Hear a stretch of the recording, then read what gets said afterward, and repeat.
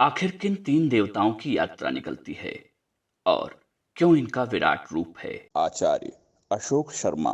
पुरी नाम से विख्यात जगन्नाथपुरी को पुरुषोत्तमपुरी के नाम से भी जाना जाता है।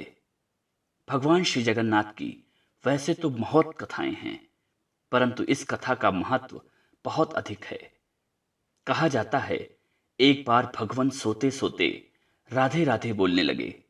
इस बात पर सभी महारानियां आश्चर्य करने लगी कि हमारे भगवान इतने सेवा भाव करने के बाद भी राधे को नहीं भूल पाए। इस बात को महारानियां भगवान श्री कृष्ण को निद्रा से उठाकर पूछने लगी, किंतु भगवान श्री कृष्ण कुछ भी नहीं बोले।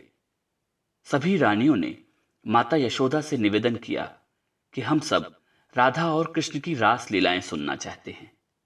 इस बात पर माता यशोदा उन रानियों को लीलाएं सुनाने के लिए राजी हो गई। उनकी बातों को कान्हा और बलराम सुन न लें, इसलिए माता देवकी की बहन सुभद्रा बाहर दरवाजे पर पहरा देने लगी।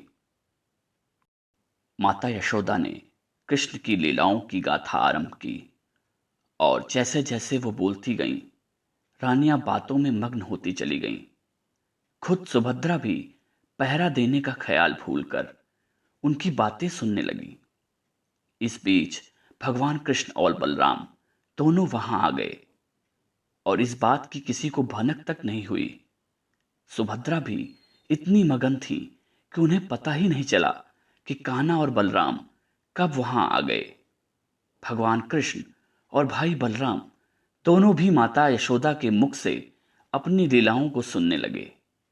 अपनी शैतानियों और अपनी लीलाओं के किस्से सुनते सुनते उनके बाल खड़े होने लगे। आश्चर्य की वजह से उनकी आंखें बड़ी हो गईं और मुंह खुला का खुला रह गया।